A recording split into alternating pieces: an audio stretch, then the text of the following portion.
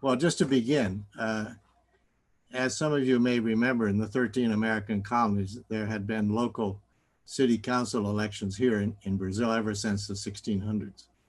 Since 1946, our elections here in Brazil were held every 4 years.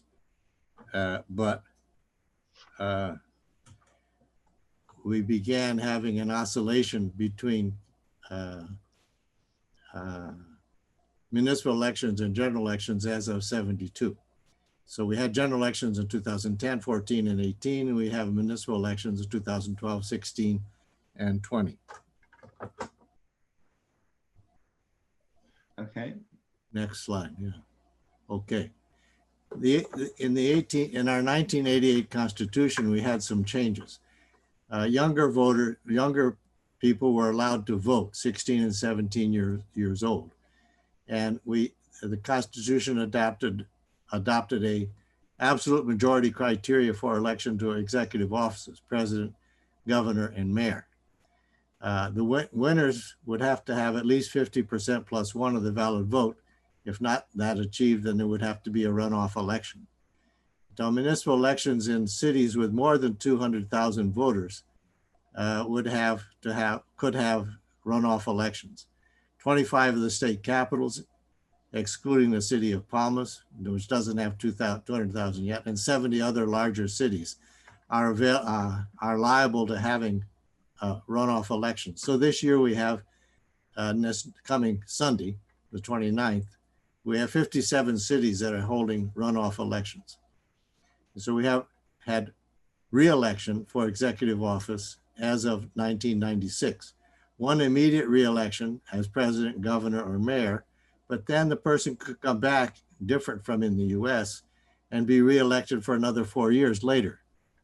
And this affected the municipal elections as of the year 2000. Okay. We use an electronic voting machine, as you can see in the picture, and we've used that since the year 2000, which means that we have very, very quick tabulation and presentation of results of our elections. For example, in our last presidential election in 2018, we had results nationwide before midnight. And so we're very proud of our electronic voting machine here in Brazil. Okay. Normally elections are held in October, in the first and third Sundays in October. But with the COVID, the virus in the year 2020, the elections were set for the 15th and the 29th of November.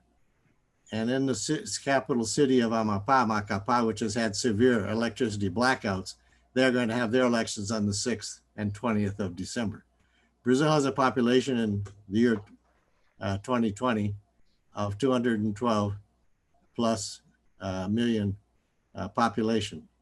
Our municipal elections were held in 26 states and in 5,568 cities. No municipal elections here in Brasilia. Brasilia was never divided, our capital city was never divided into municipalities. Okay. So in our 220 elections this year, you can see that our electorate has expanded from every 4 years, less and less. And this year, our electorate increased since 2016 by only 2.7%. And as you can see, we've had considerable abstention. It was thought that the abstention this year would be very large because of the virus, but it was only a little bit larger, 23% this year. Many people went to vote, and the voting places were well prepared for the coronavirus, with distancing, with everyone using masks, and washing your hands before and after the voting with alcohol gel. So our abstention was a little bit larger this year than it was 4 years ago. Okay. Eligible to vote. More women are voters in Brazil, and in many countries this is the same.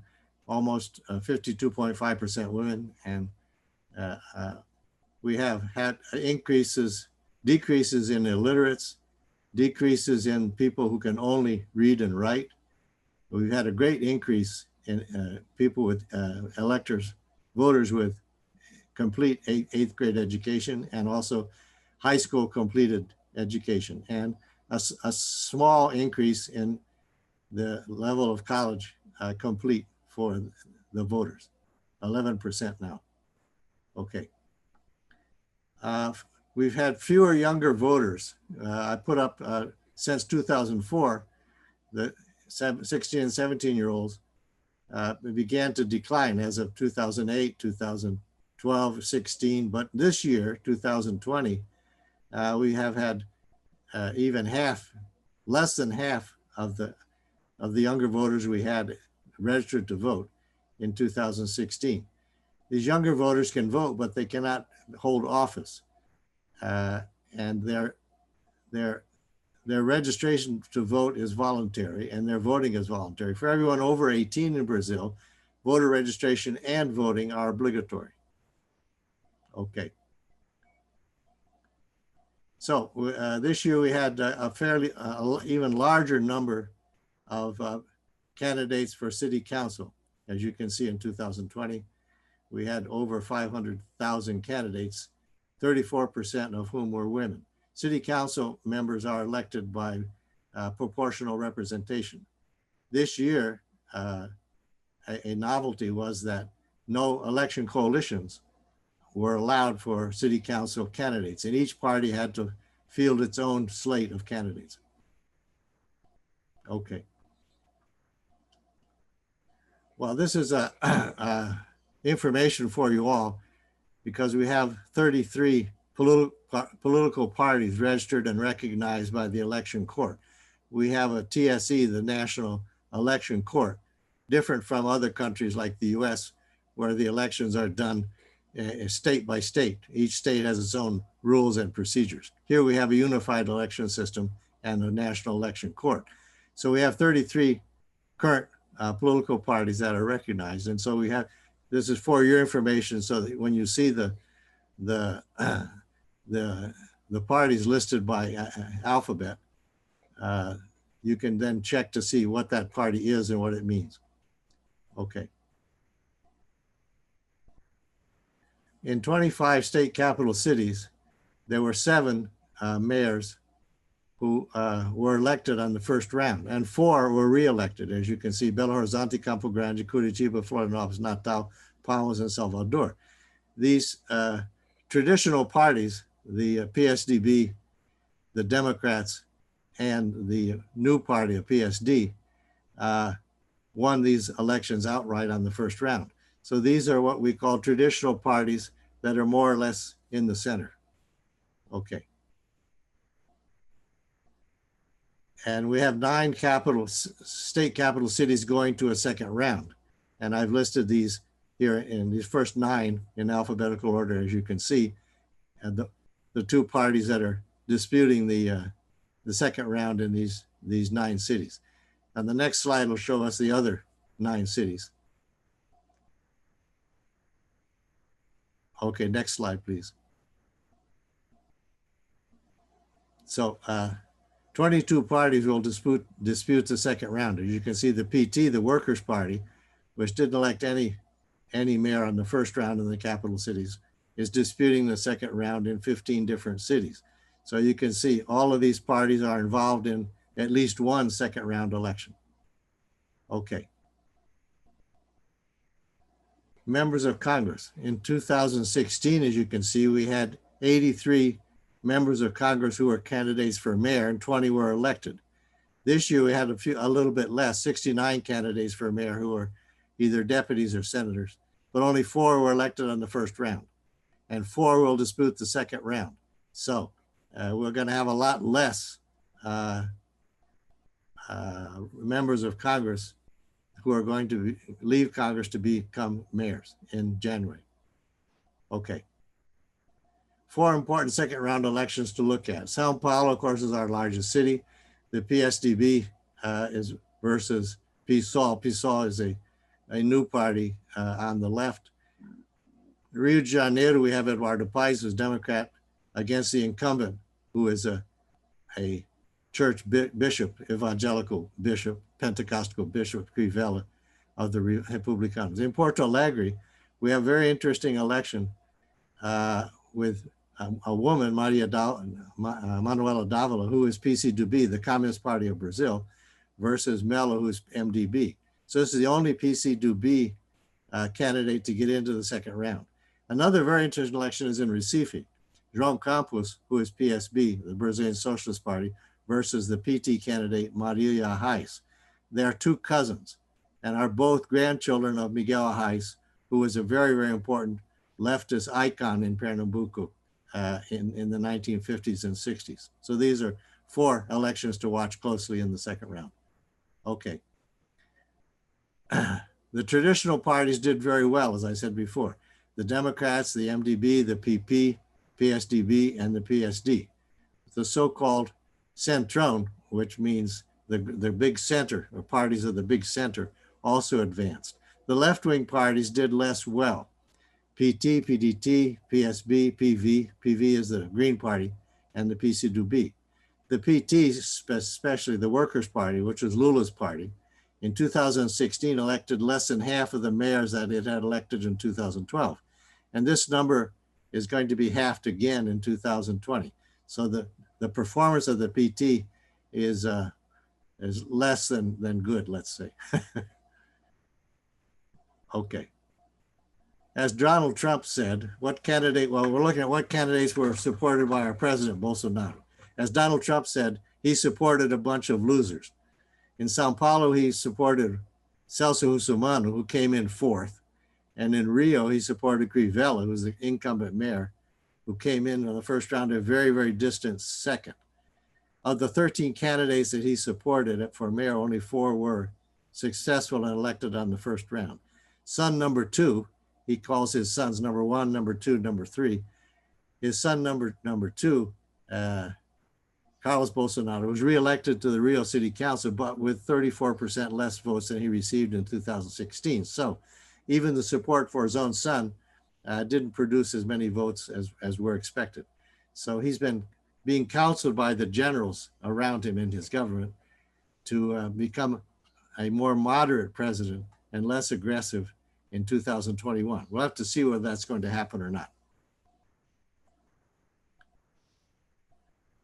Our president is what we call a denier. He denies everything. Very similar to Donald Trump. He denies science. He denies the coronavirus virus. He denies any racism in Brazil. He denies that there's any burning of the Amazon. And he also denies any deforestation in Brazil. He also denies the problem of climate change. Said, no, there's no climate change problem, environment problem in Brazil. And he's very, very heavily influenced by this person named Olavo de Carvalho, who is a self-ordained philosopher who is in exile and lives in Richmond, Virginia. Okay. Racism. Racism does not exist in Brazil. This is what Bolsonaro told the G20 last week and claimed that racism is imported, came from the US. The vice president, Hamilton Mourão, who's a general, said there's no racism in Brazil at all. During my high school exchange program in the US, I saw racism, discrimination of blacks and segregation. The very nasty murder of a black man by 2 security guards at the Carrefour supermarket in Porto Alegre last week highlighted our problem of racism in Brazil, which has, as you probably know, been reported in the newspapers and press all over the world. Okay. Brazil is one of the most affected nations of COVID-19, the coronavirus virus. There have been some comparisons with the 1918 Spanish flu. Spanish in quotes because the Spanish flu actually began in the Midwest in the US. Denial by President Bolsonaro. He said, just a little sniffle, just a little grippy. He says, back to work. The end of any social isolation. And he has a running battle against the Chinese coronavac vaccine. And he also has said vaccines should not be obligatory. Vaccines are only obligatory for dogs. Okay. Foreign policy. In effect, what Bolsonaro has done is more or less destroyed Brazil's foreign service. Brazil's diplomats were considered worldwide to be extremely competent and very well trained and a very good diplomatic service. So he's followed Trump's lead, who is Bolsonaro's idol. Like Putin, Bolsonaro has not yet recognized Joe Biden's victory. As you know, Trump has indirectly acknowledged the victory, but not totally. A lot of rhetoric against WHO, WTO, and the Paris Accord, etc. Contrary to any international organizations, unfortunately. He has threatened to move the Brazilian embassy from Tel Aviv to Jerusalem, not to gain support from the large Jewish colony in Brazil, which is not very large, but this is to try to appease what we call the Pentecostal evangelicals in Brazil. They are very favorable to move this embassy to Jerusalem, as President Trump did. The EU, the European Union Mercosur Free Trade Agreement is stalled because of Brazil and Brazil's problems with environmental protection, Amazon, etc. Unemployment. Unemployment continues to be very high in Brazil because of the COVID-19, the virus. Increased by 27.6% over the last 4 months. In late October, 14.4% of Brazilians were unemployed, almost 14 million. But a very high unemployment rate among the younger age group, 18 to 24, almost 30%. What we have to do is to create new jobs with new investments. And we have to attract new investments, not only domestic investors, but especially foreign investors who will bring in more advanced technology and innovation. Foreign investors, unfortunately, are quite right now wary of Brazil. Implications for 2022. 2022 will be the 200th anniversary of Brazil's independence from Portugal. And Bolsonaro probably will run for re-election. He will have to choose a political party. He no longer has any political party affiliation, possibly the PP, the Progressive Party, which is the largest party in the Centrão. And in 2021 and 22, we are going to continue to have a lot of economic and social problems, which Alfredo, I'm sure, will deal with in his presentation. São Paulo's governor, João Dória, who is PSDB, is a strong possible candidate for the presidency, together with an alliance with the Democrats and the MDB. Increased GDP expansion in 2021 and 22 is a difficult question. Our GDP will probably be negative this year, somewhere between 5 and 6%. Congress must approve essential reforms, administrative reform, tax reform, etc. And these reforms, unfortunately, are stalled in Congress. The other problem is that in almost 2 years of the Bolsonaro government, one of his campaign promises was to privatize a lot of state enterprises. And no state enterprises have been privatized so far. Why? Because many deputies and senators in Congress have a lot of their flunkies, their people inside these state enterprises earning huge salaries. So there is a political movement against privatization of state enterprises in the Congress. So Bolsonaro will try to have to overcome this and begin some privatizations next year. Okay, that's it. Thank you very much. I say good morning to the people in the US, and good afternoon to the people in Europe, and good evening to the people farther to the east.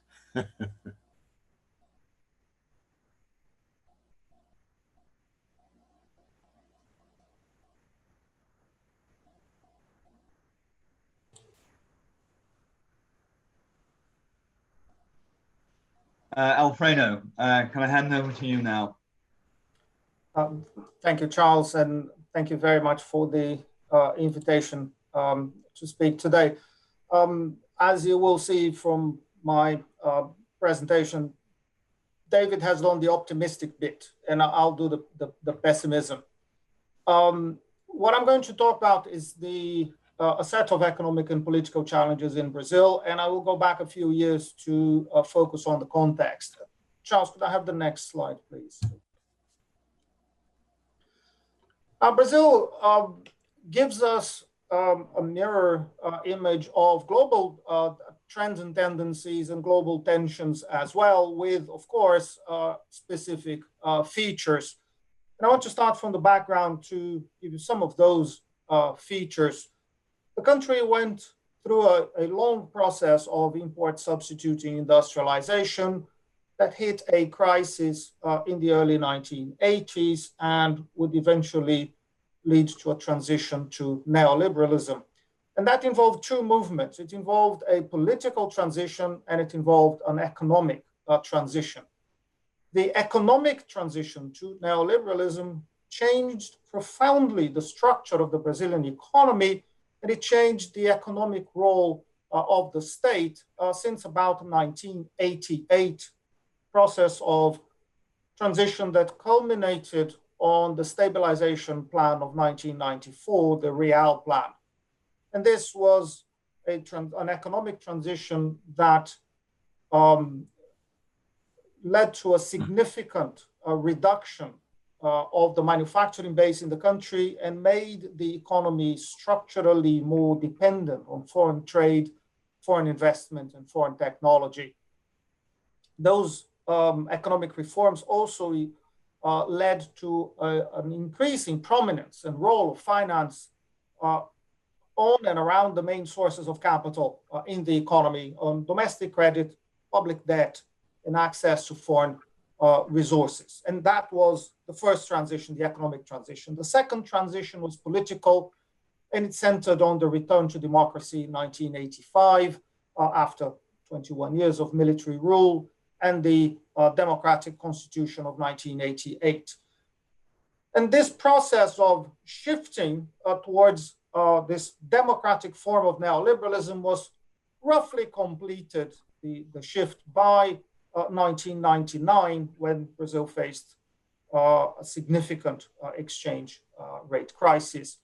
And at that moment, in early 1999, the government introduced what became known as a macroeconomic policy tripod that is still the basic macroeconomic policy framework in the country, with inflation targeting and the operational independence of the central bank, largely free capital movements and free exchange rates, and contractionary fiscal and monetary policies.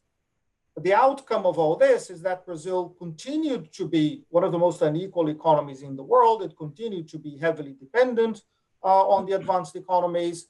It continued to be a poverty-generating economy, but it also became a low-growth economy. We'll come back to this later on, with economic performance chronically limited by the balance of payments constraint and by the corresponding threat of exchange rate crisis.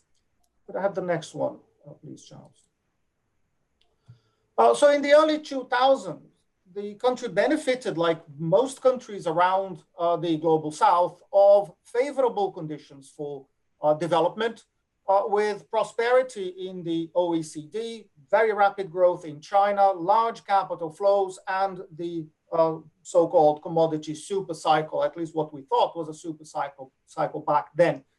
And in the case of Brazil, these favorable conditions would allow the implementation of the policies that I like to call the path of least resistance during the administrations led by the Workers' Party, the PT, that took power at federal level in 2003. And this would include a commitment to a modest national development project, a commitment to income distribution at the margin through gains in low-paid employment, rising minimum wages, and rising federal transfers, which did lead to an unprecedented recovery of the wage share of national income. But those policies were limited by a commitment to political stability, by not trying to change the constitution, in contrast with other countries in Latin America, not reforming finance, not changing macroeconomic policy, not changing land ownership, not changing the media or the judicial system, not organizing the workers, which were the social base originally of the Workers' Party, and so on. So the consequence was that President Lula and later President Dilma Rousseff had to govern through unwieldy political alliances at the top and case-by-case negotiations in a very fragmented Congress that David outlined for you, and a Congress that is also very, very powerful according to the Constitution. Now, this was a limited path of development, and the limitations would emerge gradually. They emerged because of the deterioration of the global economic environment after the global financial crisis and the deceleration of growth in China, so about 2011-12, and they would worsen the balance of payments constraint. Then the state found it increasingly difficult to deliver improvements in living conditions and infrastructure provision in urban areas, and that would limit the political appeal of the government back then. Then there were limitations to the distribution of income driven by low-paid jobs and welfare transfers, because those transfers and gains depended on the marginal income that would be created by exports and economic growth, which stopped after the end of the commodity super cycle. But unknown to most, all, as far as I know, analysts at the time, this model of growth would also squeeze the middle class, and this is politically very important, squeeze the middle class in 4 different ways. Because the privileges of the rich were maintained and the economic gains of the very rich were maintained, so the rich continued to prosper. Because the poorest in the country gained a lot through higher minimum wages, through better welfare provision, through the creation of tens of millions of low-paid jobs, and through new racial quotas for universities and the civil service. And this was accompanied by the erosion of traditional middle-class careers in middle management, in banking, the upper layers of the civil service, and so on. And a middle class was squeezed by the loss of quality and the rising cost of urban services. As you raise the wages of the poor, urban services became more and more expensive.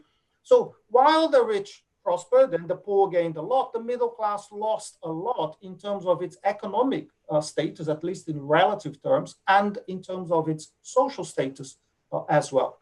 Now take those limitations, take the government's policy mistakes, take the much more difficult global environment, take the growth of an increasingly aggressive opposition and a succession of corruption scandals. This combination of factors paralyzed the government. President Dilma Rousseff was overwhelmed and she was eventually impeached in 2016. Vice President Michel Temer took power. Could I have the next one, Charles, please? The worrying, perhaps one of the most worrying developments recently in Brazil is that the far right has regained a mass base for the first time since the early 1960s. But interestingly, the mass base of the far right in Brazil, it will include primarily the traditional, in the traditional elite and the upper middle class in urban areas. But this is different from the mass base of new authoritarian governments in Western Europe and the United States that seem to be centered on the de-skilled and underemployed working class, small business people, family farmers, and so on. But Brazil moves in 2016 to a phase of what I like to call authoritarian neoliberalism.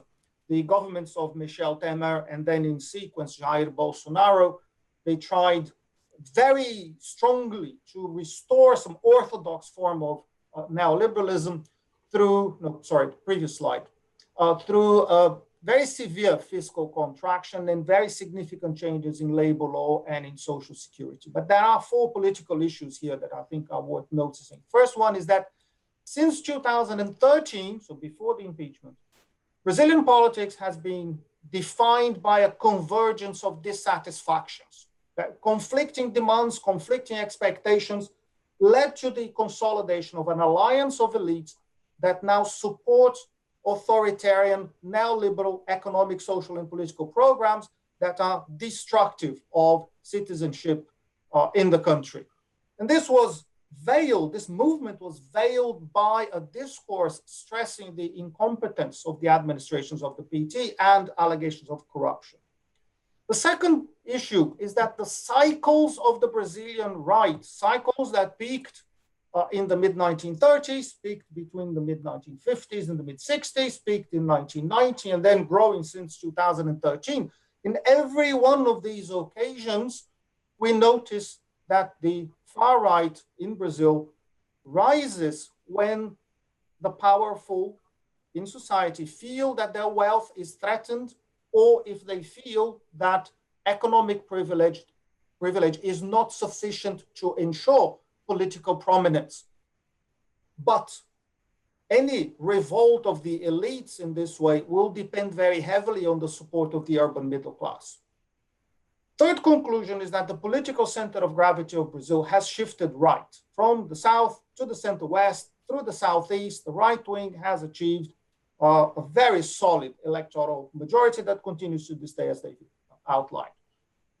Now, these are the most economically prosperous regions in the country, meaning that it is, in my view, impossible for the left to govern Brazil in the short term or in the medium term unless it reinvents itself, which is not really an immediate prospect.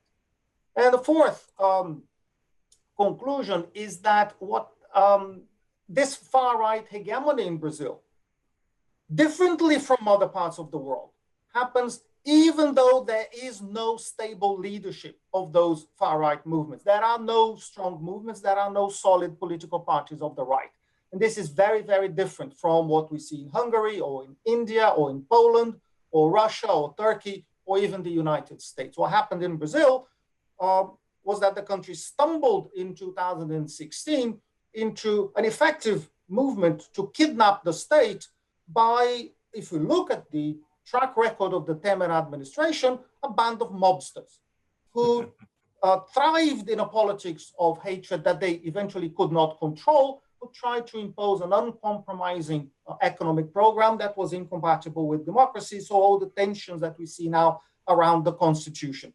And then with the election of Jair Bolsonaro, that gang was replaced by an even worse gang of misfits and bandits and army officers and Bolsonaro's three sons, all of whom are politicians, and each day since then would bring another scandal. The difference was the driver of the scandal. Was it going to be ideology or greed or malign intent or just stupidity? Each of these events was so crass that if you look at Donald Trump is an example of personal refinement and self-restraint compared to Bolsonaro and the people around him. So it's not surprising that very rapidly the ramshackle alliance built around Bolsonaro would start to unravel, and the government would have to rely increasingly on military officers and increasingly authoritarian means to maintain order. Charles, could I have the next one, please?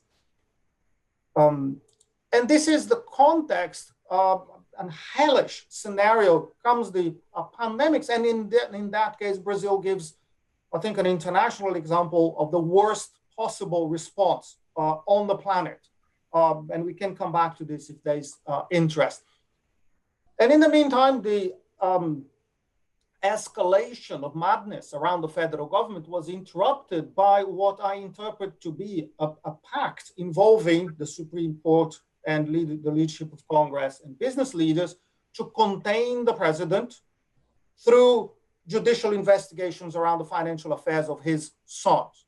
But recently, the president seemed to have escaped a little bit. He threatened war on the United States, I kid you not. And let's see where this is going to take us. Could I have the next one, please? So to wrap up, in economic terms, what we observe very clearly over time is a dramatic loss of economic performance that you can see in this slide. We see the accelerated deindustrialization of the economy, the deliberate construction of a low-wage economy in Brazil. We see a pattern of foreign trade that is in degeneration with the international insertion of Brazil underneath China. And with this, in my view, Brazil is lost for the next generation. It will not be a dynamic economy for the foreseeable future. And there is no domestic engine of economic growth. So the first economic risk I would highlight is permanent stagnation and permanent dependence of the economy on low wages as the only avenue for competitivity. The second economic risk is a fiscal impasse, because the Temer administration was crazy enough to insert into the constitution a fiscal expenditure ceiling that is excessively tight. Many economists highlighted the fact that it was unenforceable, but it was done because it was a political imperative, not the outcome of economic analysis. Could I have the next one, please?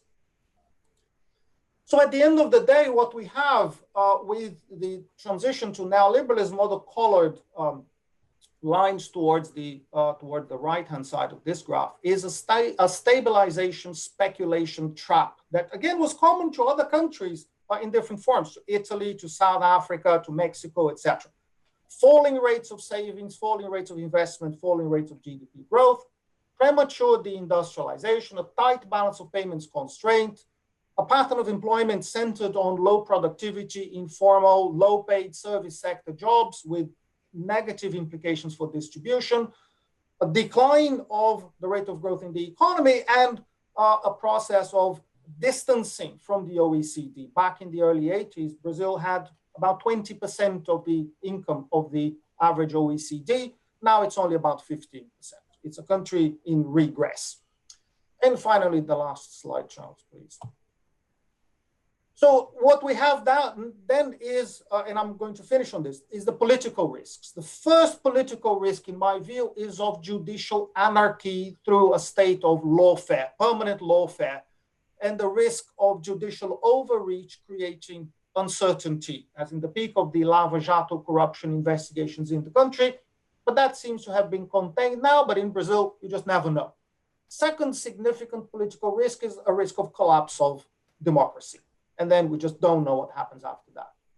The third risk is the risk of gangsterization of the state. Look at the cases of Colombia and Mexico, and that would make it impossible to make economic policy with all the attendant risks to security and to property. So to finish off, whether or not Brazil will sink into an overt politics of violence, as has happened in other parts of Latin America, with drug wars, gun trafficking, state terrorism, or if democracy might implode because of a military coup, this will be the end of the tragic end of a democratic experiment that has now marked 2 generations that did achieve very significant successes. And in my view, a new democratic alliance is needed in the country right now to lift the curse, the political curse that seems to have fallen on Brazil. We do not yet see that happening, but we live in hope. Thanks very much. Okay. Thank you very much. Okay, we have about 10 or 15 minutes for questions. Perhaps, David, I can begin by just asking you a question while others are writing it on the chat section. You rattled through your presentation quite quickly. I wonder if you can talk a little bit about what you think will happen in the presidential election when it comes up, and what the strength of the parties is likely to be in the future. Well, in 2022, our next presidential election, first of all, President Bolsonaro will have to choose a party. As I said, he might choose the PP, the Progressive Party, which is one of the leading parties in the right coalition of the Centrone in the Congress. The other possibility, as Alfredo mentioned, was a coalition of democratic politicians and parties in the, sort of the center left, which perhaps might be led by João Doria, who is the governor of São Paulo, PSDB, in alliance with the MDB, which is a very large party, and also the Democrats. Both of these parties did very well in the municipal elections. And possibly he will choose a deputy from the Democrats, who's Rodrigo Maia, who's the current president of the Chamber of Deputies, as his running mate. Some people talk about Sergio Moro. Sergio Moro was the first level federal judge in Curitiba who led the Lava Jato anti-corruption move as of 2014-15. He doesn't have a political party either, but the survey research polls show that he has a very high approval rating and perhaps would be a fairly strong candidate. Another candidate who was mentioned is Luciano Huck, who is a TV star who has a variety TV program every Saturday afternoon. He happens to be Jewish, which I don't think makes too much difference here in Brazil. The current president of our Supreme Court is also Jewish. But those are the only candidates that we see right now. The PT and the left together will have to coalesce, and probably Lula will not be able to be a candidate because he might have to go back to prison. We're not sure about that. He was not the PT candidate in 2018. He had a stand-in, as he calls a post, which is Fernando Haddad, who did not do that well in 2018. Bolsonaro is going to have considerable problems in getting himself reelected which is a possibility. But from here, it looks like we're going to have some uncertainty and confusion in our 2022 elections. Okay, we have a question here from Andrew Thompson, who says that the municipal elections have been described in the media as being a shift from the far right to the center right. Is that correct, or is it a simplification? It's more or less a simplification, but it's fairly correct because the far right candidates supported by Bolsonaro did very badly. And the traditional parties, which are sort of center right, center left, did much better and did very well in electing mayors, and probably will also do quite well electing mayors on the second round. So yes, I think that evaluation is fairly correct. Okay, we don't have any more questions at the moment. If anyone wants to type a question, here we are, we have one now. The pension reform seems to be an early triumph for Bolsonaro and a key to long-term stability for public finance. Is that the case? And how the public finance is looking at now, appearing now? I guess that's for Alfredo. Alfredo? Yes. There have been several false starts since at least 2016. Reform of pensions, as you have mentioned, reform of labor law, the fiscal ceiling into the constitution. Every single time, there's a huge campaign around it, and the promise that the economy would take off, and nothing happened as a result of those, of any of those reforms. It's possible to argue that they entrench this low growth, low wage economy that Brazil has become. So I am not hopeful that any of these reforms or additional reforms along the same lines will resolve the problem. And because they do not contain within themselves an engine of growth. And the external constraint that the country has is a long-term constraint, a country that had a manufacturing base, that had the majority of exports of manufactured products back in the mid-1980s, and that has become an intensely extractive and agricultural economy that relies very heavily on the export of soybeans, iron ore, that sort of thing, to primarily and by far the Chinese market. So Brazil, being in this position, is permanently going to be limited by economic growth in China, as well as limited by economic growth in the Western economies. So I am not pessimistic on I'm not optimistic that incremental reforms will do the job. And I am pessimistic about the long-term positioning of the country without an effective way to relaunch drivers of growth that can push the economy to a different position in the global system. It just will not move very much, I believe.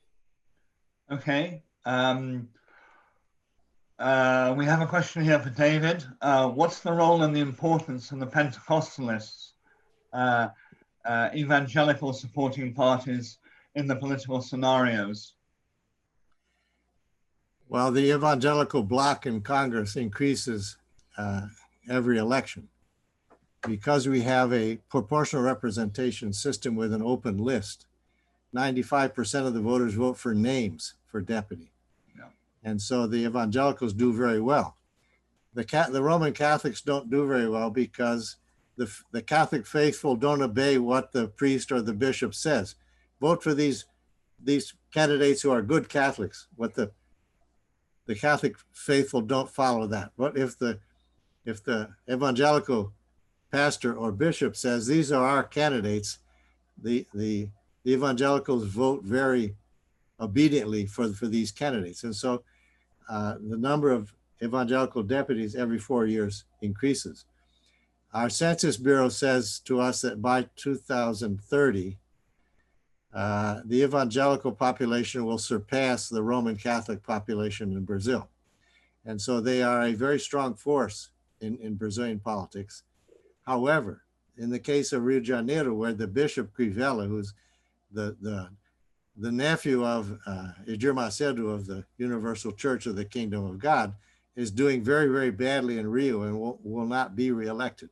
So many times the evangelical voters look at other aspects of the candidates in terms of policy proposals, et cetera, et cetera. And so, yes, the evangelical group in Congress is expanding every 4 years. Okay, I guess a question for both of you. How far do you see the political mechanics being separate from commercial, from business spheres?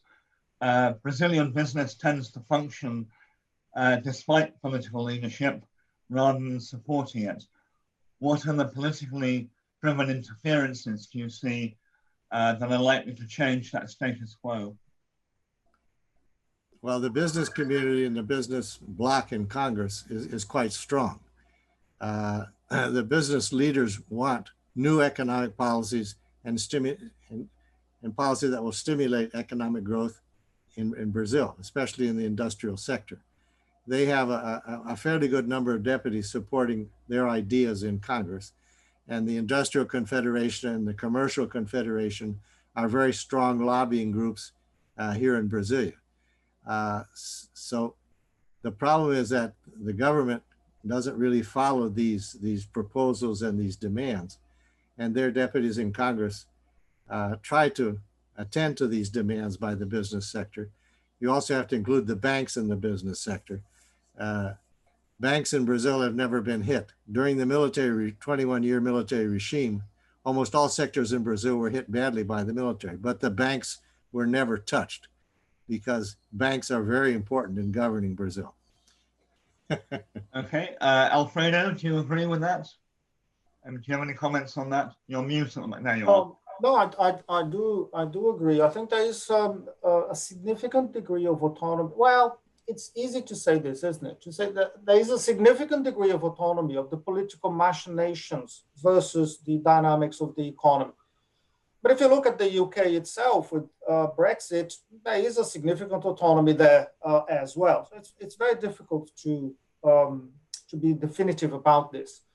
The country needs policy. It needs consistent and coherent economic policies. In particular, it needs industrial policies. It has this enormous resource available in the form of the new oil fields in the Atlantic Ocean that are not being used for infrastructure building or for development in any significant way or for anything else. And that is a tremendous waste. Now, park climate change for a moment. Maybe we should not be even thinking about that, but that's the reality that the country has at the moment.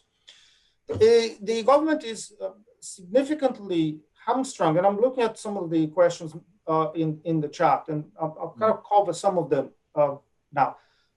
Government is limited by the fiscal cap in the Constitution that sets very strict, very stringent limits to fiscal spending. Fiscal spending cannot rise for the next, in real terms, for the next 20 years, which is counting, so maybe 18, 17 years now.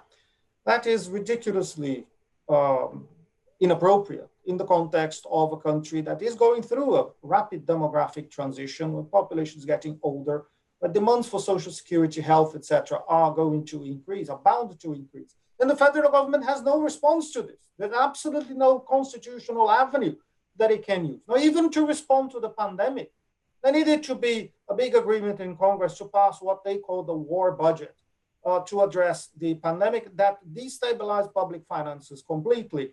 And the domestic debt that was in the region of what, 70 or 80% of GDP is going to exceed 100% of GDP at the beginning of next year. So it is an unsustainable fiscal position. It is an unsustainable economic position over the long term, in the sense that the government does not have access to the tools that it would need to stabilize the economy and push it forward. And it is not using the resources that it does have, specifically the oil field, to provide a lever for the recovery of the economy. It is a disaster, but that's the political impasse that is creating this sort of chronic economic underperformance in the country. And do you see the oil side as being the domestic engine for growth? It could be. And if not, what other engine for growth is there? I think the oil fields could be this manna from heaven, right? The oil rents that the government could have used sensibly for the development of specific areas in the country: education, health, infrastructure, roads, etc., etc. They're not going to do this. Take that aside.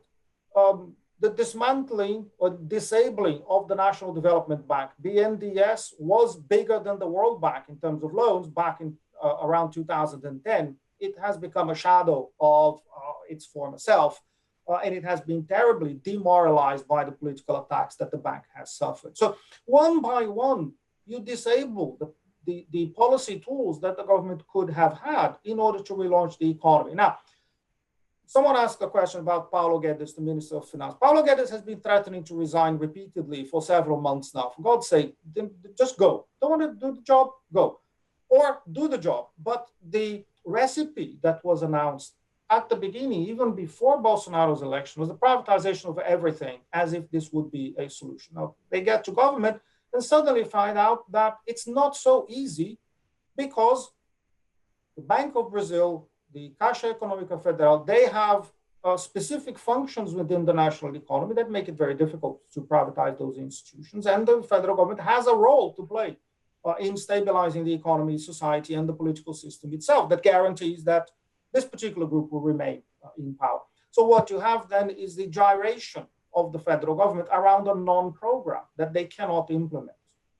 The country is wasting time, in my view, and getting itself locked into an increasingly unfavorable situation in the global economy. The more China grows, the more spaces China occupies with new technologies and at the frontiers of development, the less space there is for a country like Brazil. Yeah. It's a shame. One of the arguments which has always been made is that local content is perhaps too stringent in Brazil, and that is making Brazil less attractive to foreign investors, both in the oil sector and elsewhere. Do you agree with this? And that obviously there are political issues when it comes to local content. So one's trying to balance it and try and make Brazil attractive, but not too attractive. Alfredo? Yep.